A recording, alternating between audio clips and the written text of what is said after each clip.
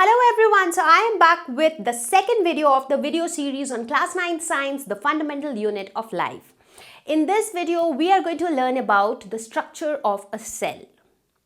What is a cell made up of? A cell is made up of different components called cell organelles. In fact, a cell is able to live and perform all its functions because of these cell organelles.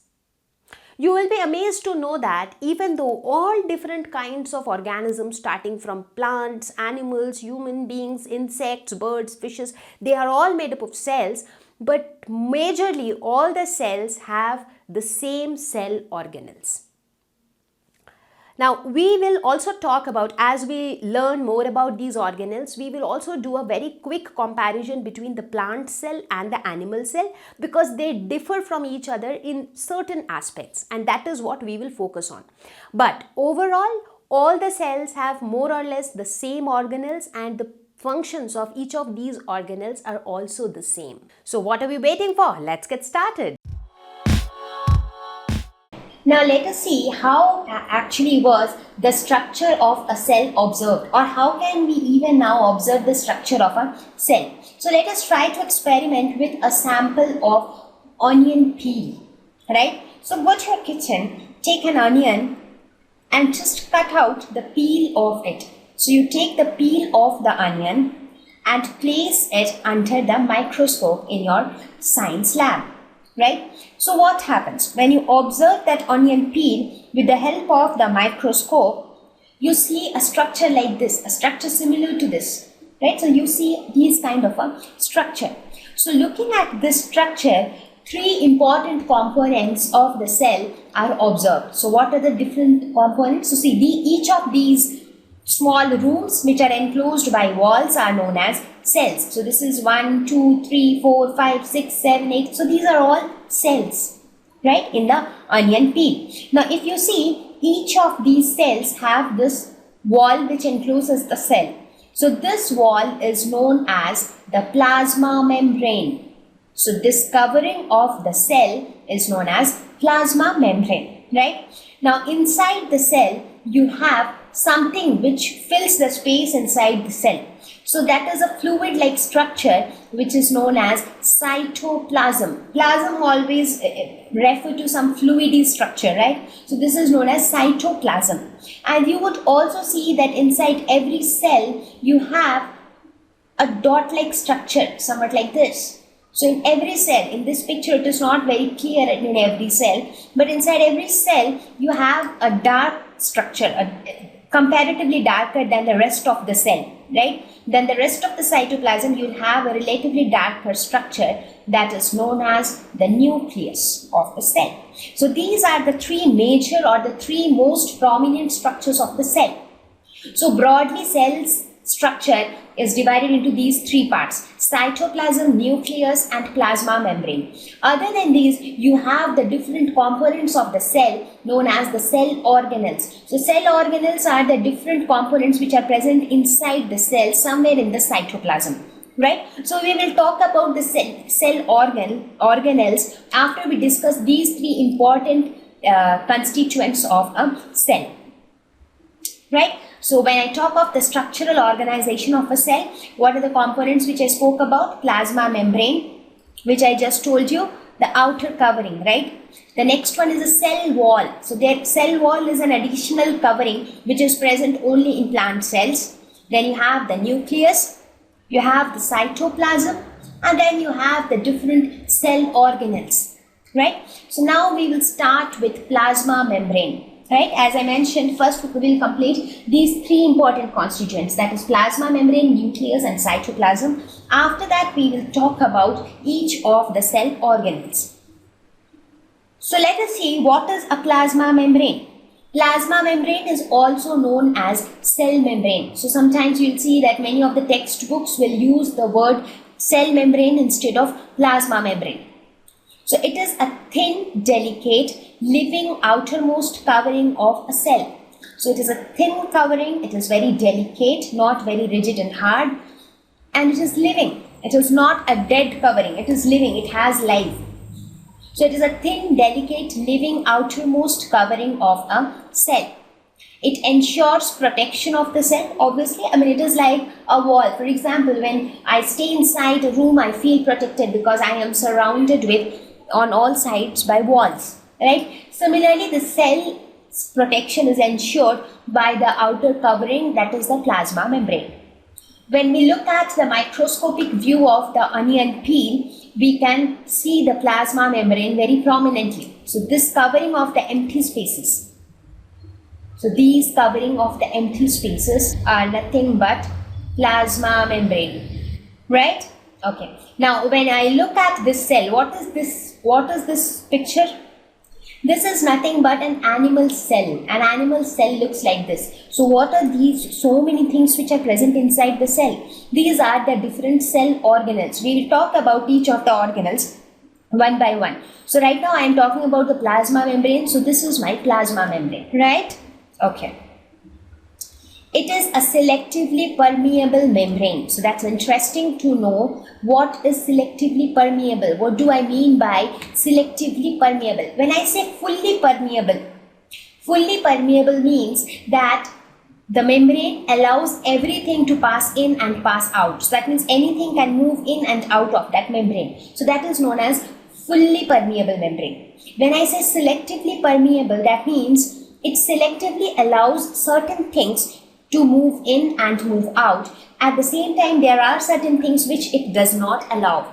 So it selectively allows things to move in or out across the membrane. So we will discuss in detail about this selectively permeable membrane. How is plasma membrane a selectively permeable membrane?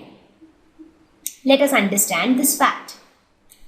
So when I talk about selectively permeable membrane, we are actually going to talk about movement of substances in and out of the cell, because plasma membrane acts as a boundary of the cell. So whenever an object wants to come inside the cell or whenever an object wants to go out of the cell, it has to cross the plasma membrane. So here we will see how plasma membrane allows things to pass through it. Now mainly there are two processes involved for the movement of substances across the cell. One is diffusion and the other one is osmosis. So what is diffusion? Diffusion is gaseous exchange between cells as well as cell and its external environment. Diffusion means, what does the word diffusion as such means? It means movement of gases from a region of high concentration towards a region of lower concentration. For example, let us suppose there is some gas, say oxygen. So let us suppose you have two different media.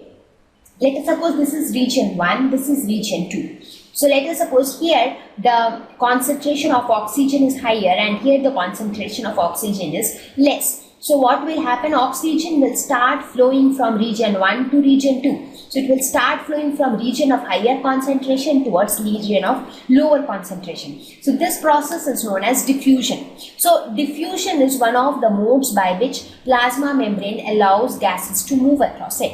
So gaseous exchange between cells, let us suppose if there are two cells with different concentration of gases, so the gas will move from the cell with higher concentration towards the cell with lower concentration. Or if it is between the cell and its external environment, there also it will follow the same rule. It will move from higher concentration towards lower concentration.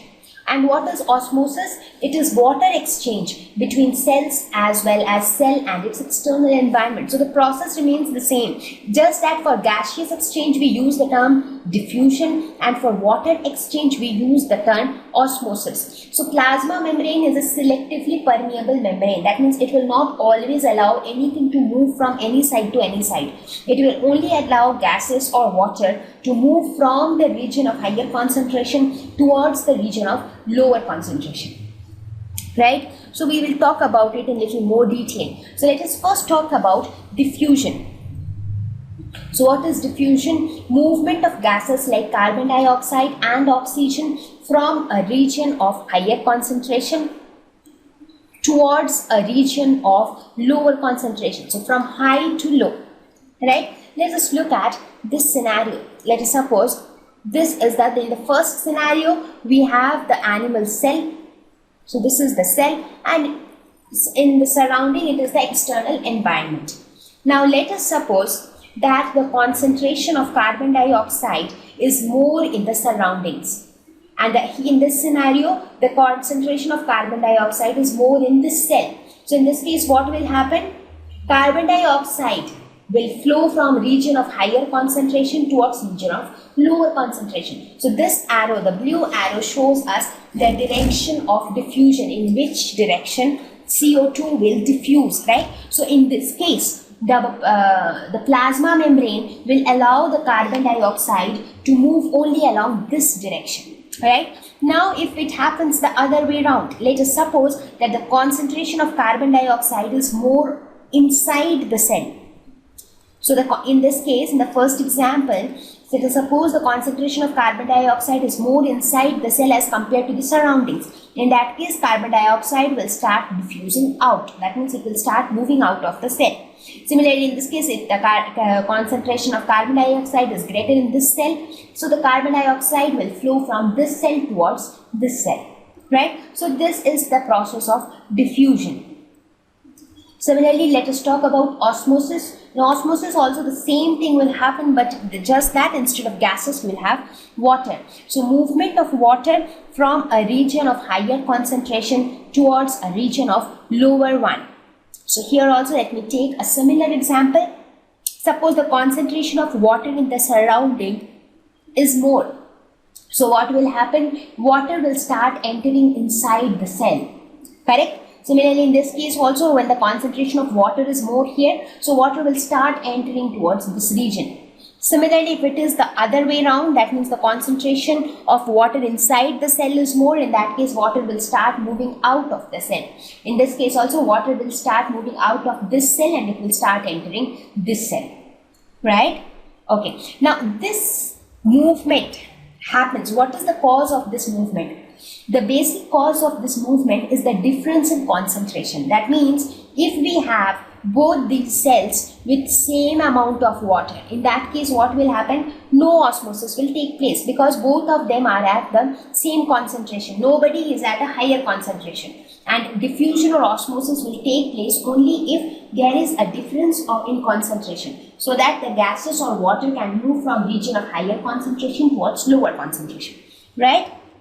Okay. Now let us look at the behavior of a cell with different solutions. So what we will see, let us suppose we take an animal cell and dip it inside some liquid. So how does it behave?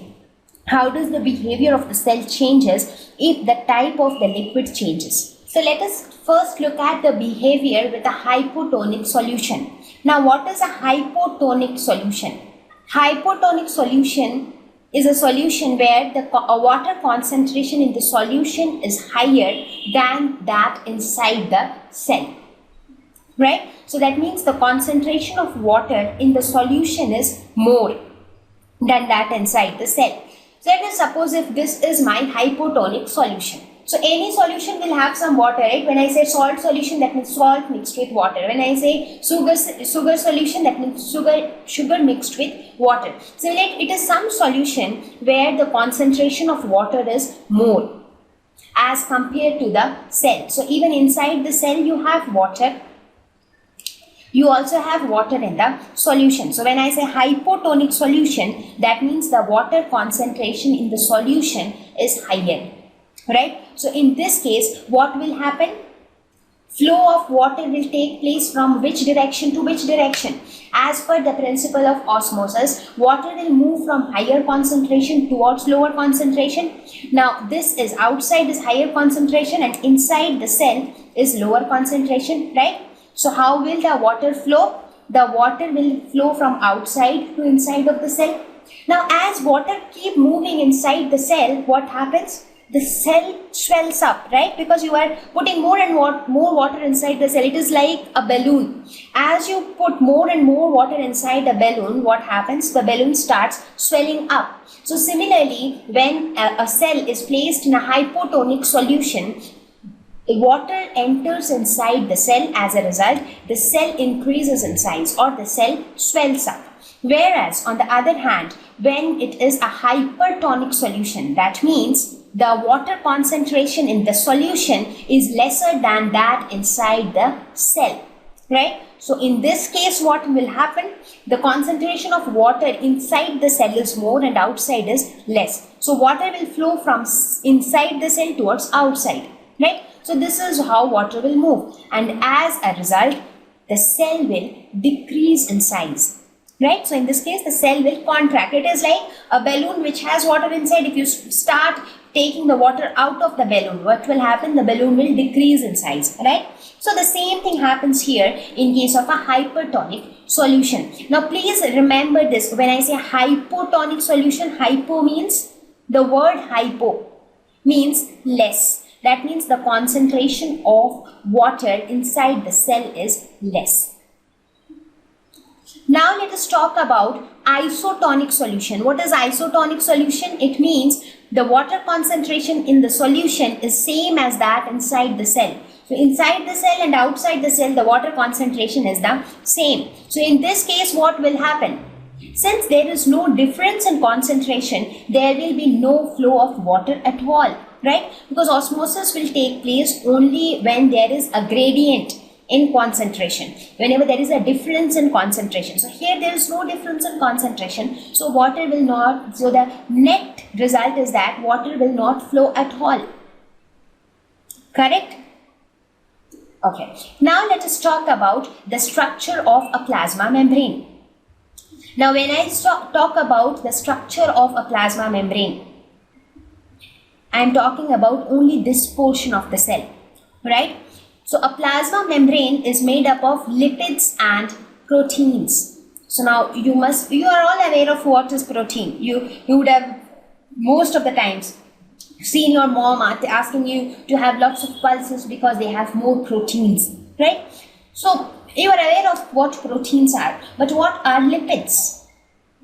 Okay, so we will quickly talk about lipids also. They are related to, they are some fat-like structures, right? So we will talk about lipids quickly. So for now, you understand that plasma membrane is made up of lipids and proteins. The structure of the plasma membrane can be seen only through an electron microscope, which has a very good efficiency, because the structure of the, in fact, you cannot see a cell with your naked eye, right? Even we can't see the cell. So when I talk about the structure of a plasma membrane, you obviously need an even better microscope, right? The structure of plasma membrane is often known as lipid bilayer structure. So we will talk about the lipid bilayer structure in little more detail. Okay, so for now, let us see what are lipids, because first we should understand lipids in order to understand the lipid bilayer structure. So what are lipids? These are naturally occurring organic substances which are insoluble in water. As I mentioned, they are some fat-like structures, but they are not fats. Lipids are different from fats. So these are insoluble in water. They are organic substances. What are organic substances? Substances which contain carbon. So they are carbon-containing substances which are insoluble in water. Now, what are the different functions that lipids perform? They help in energy storage. They help in cell membrane construction, which we are talking about now. They are also very much useful in nanotechnology. Do you know what is nanotechnology? You would have heard many of your seniors would be talking about these days. Nanotechnology has got great value, so I am going to do my engineering in nanotechnology, right? So you would have heard things like that. So what is nanotechnology? This is a technology where you deal with extremely minute things, right? So we are not going to talk about all these things right now. What I wanted to tell you is I just wanted you to introduce with lipids. So what are lipids? These are organic substances insoluble in water. They help in energy storage. They help in cell membrane construction and also in nanotechnology. There are basically two types of lipids: non-polar lipids and polar lipids. When I say non-polar lipids, these are hydrophobic. Phobic means fear, phobia, you would have heard, right? Phobia. This fellow has a great phobia for ghosts. That means he has fear for ghosts. So hydrophobic, hydro means water. So something which has fear from water, that is water hater. So these non-polar lipids are water hater. They do not want to mingle with water.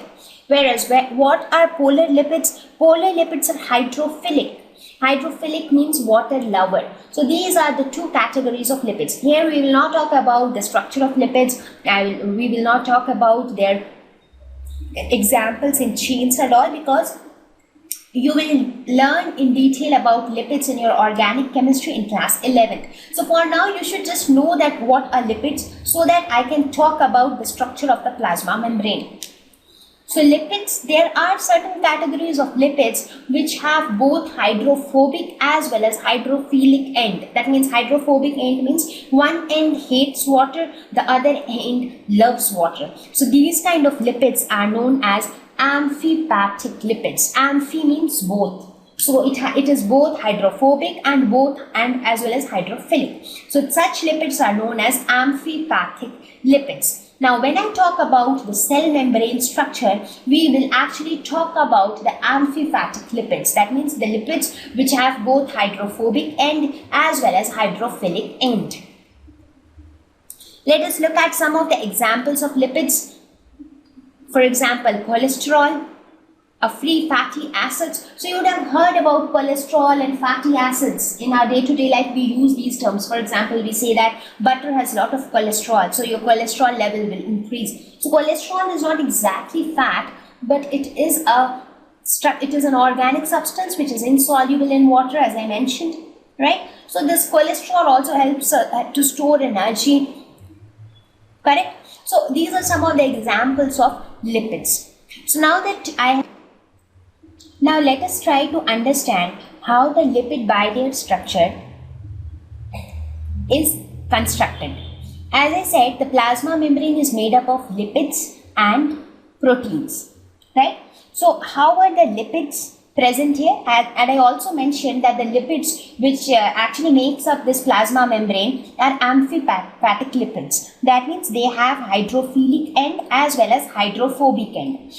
Now here in this picture you can see this kind of structures, right?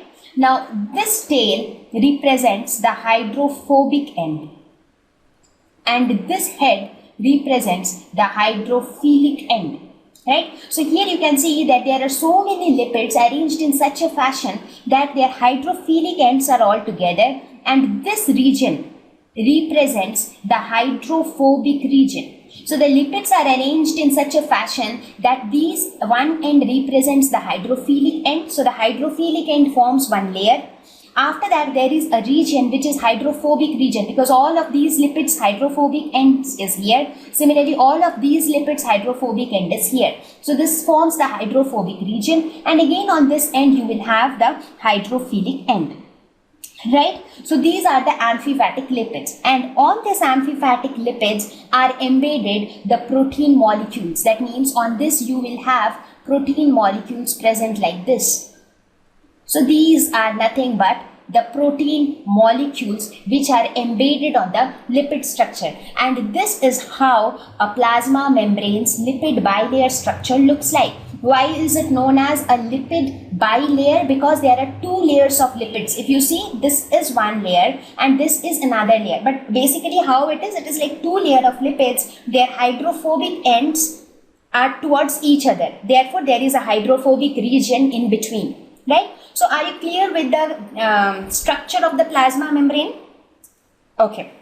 So now proteins are embedded in continuous bilayer of lipid molecules. So this was the bilayer of lipid molecules, and on this you have proteins embedded in this fashion. So these are the proteins, right? Okay, so now let us look at the structure as a whole. See, this is how the structure will look like. These are the proteins. These blue colored structures are the proteins. Now, there are different types of proteins again, integral protein, peripheral protein. So we are not going to discuss about all those things now. For now, you should just understand the basic structure of the plasma membrane. So plasma membrane is the outermost covering. It is made up of proteins and lipids.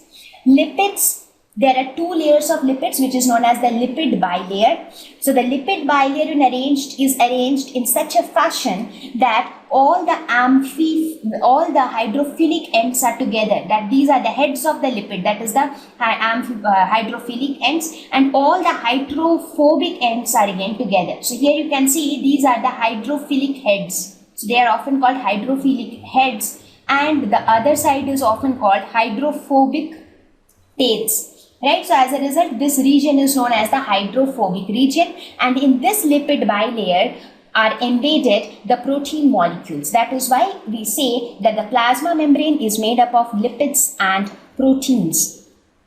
Right, so we are clear with the structure of the plasma membrane.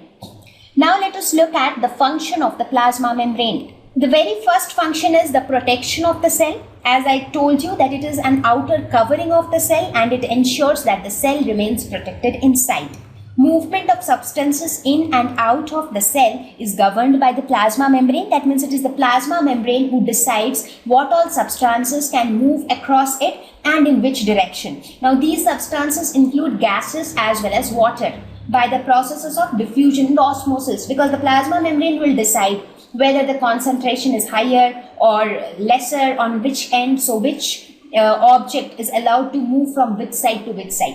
So the plasma membrane has to decide.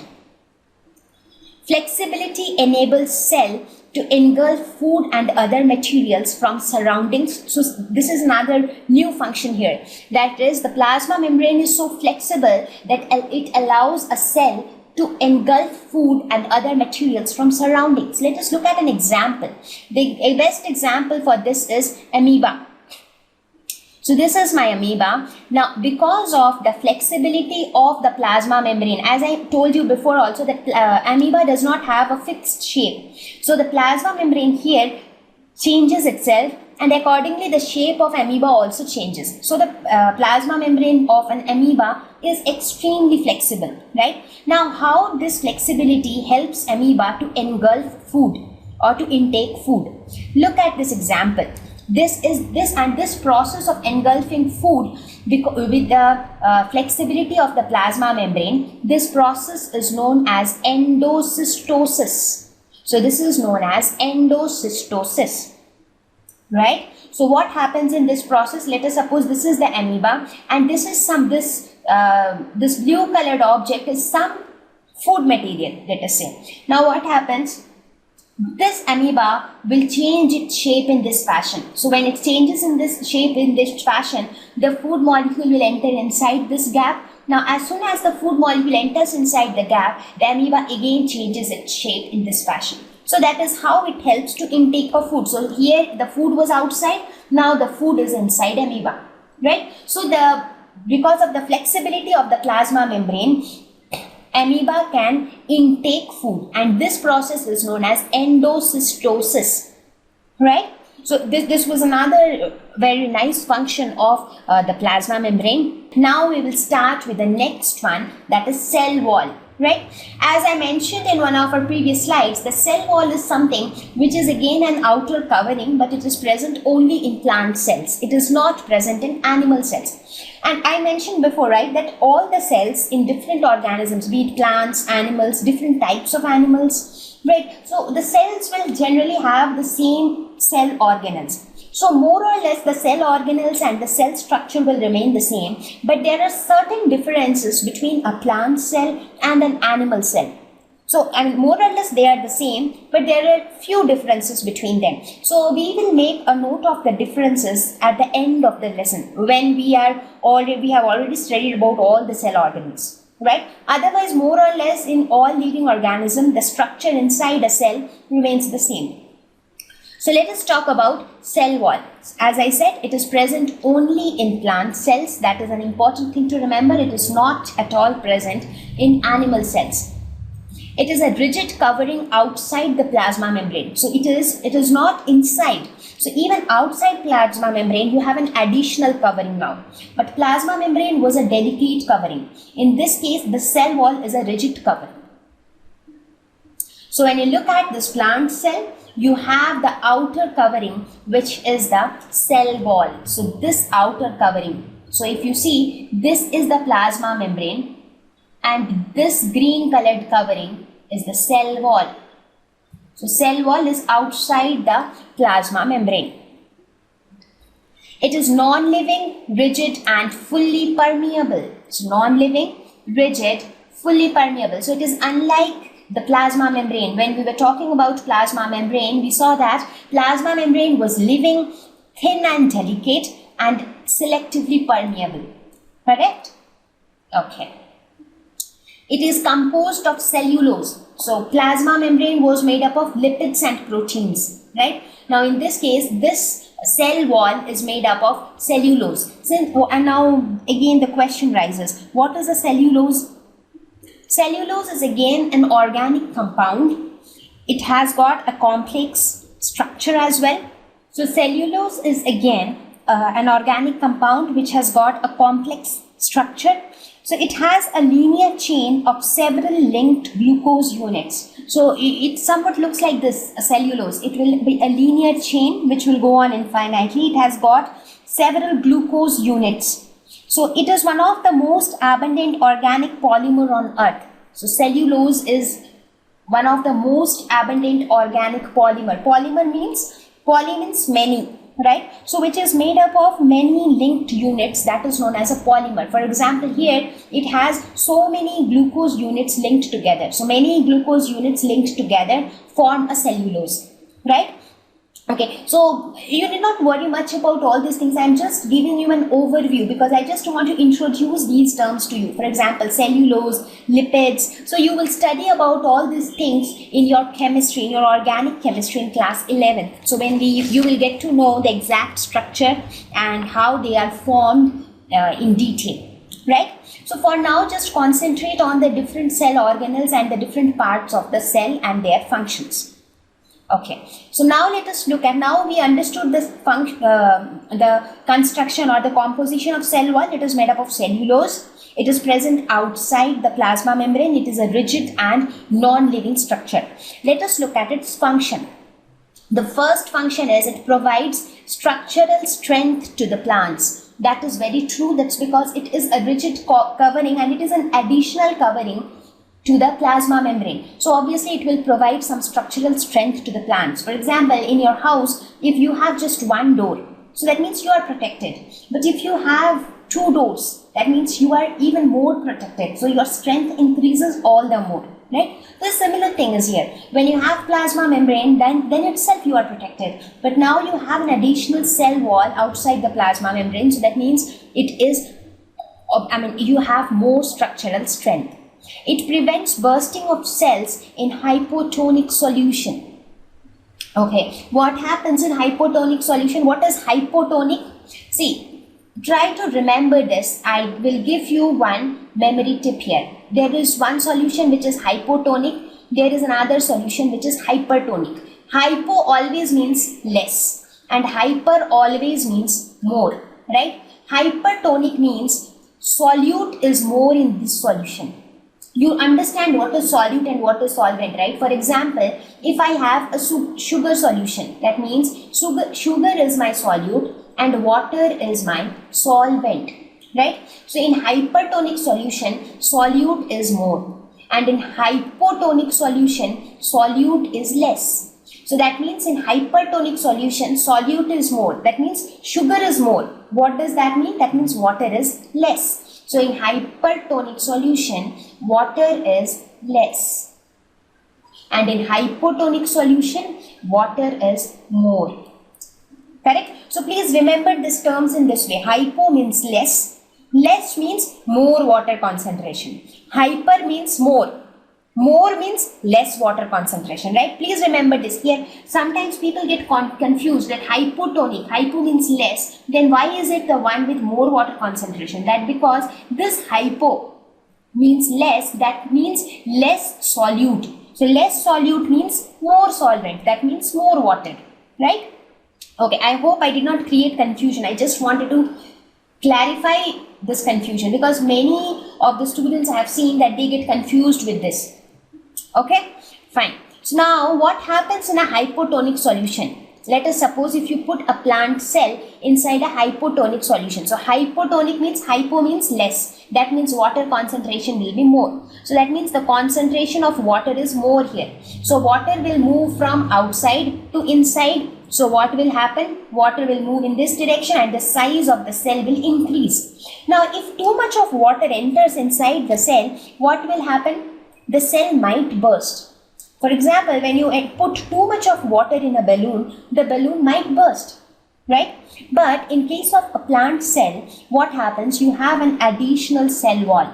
You have this plasma membrane which protects the cell, the yellow colored membrane. Outside that, you have the green colored membrane which is the cell wall. So what happens is, when water enters inside the cell swells. As a result, it exerts a pressure on the cell wall. So some pressure is exerted on the cell wall. As a result, cell wall also exerts a counter pressure. Correct? So as a result of this, the plant cell can withstand greater changes in surroundings than animal cells, because in this case, you have a rigid cell wall which can exert a counter pressure on the cell. So both the pressure will balance each other and the cell will not burst. But in case of an animal cell, but animal cell cannot withstand so much of pressure because you do not have that rigid cell wall outside. So in that case, if too much of water enters inside the animal cell, it will exert a pressure on the plasma membrane and it might burst. Right? So you understand the two important functions of the cell wall? Okay. So with this, let us look at a comparison between a cell wall and a cell membrane or a plasma membrane. So how both of these are different, because both of them are outer covering of a cell and both of them protect the cell. Let us look at the differences between the two. You are often asked such kind of questions in your exams. So let us look at the differences. The first difference, cell wall is present only in plant cells, whereas cell membrane is present in both plant and animal cells. Very correct. Next one, cell wall is non-living, whereas cell membrane is living. Absolutely. Cell wall is permeable, cell membrane is selectively permeable. Cell wall is considerably rigid, cell membrane is thin, delicate and flexible. So with this, we will conclude our discussion on cell membrane and cell wall. So we have complete two topics. I hope you found this video useful, and I also hope that now you do not have any confusion between cell wall and plasma membrane. Many people think that they are similar things. They get confused between what is the function of a cell wall and what is the function of a plasma membrane. So I think with this video all your doubts would have been cleared. However, in the next video we are going to learn about more cell organelles. And we are going to talk about one of the most important part of the cell, which is also called the control center of the cell, that's nucleus. So be with us.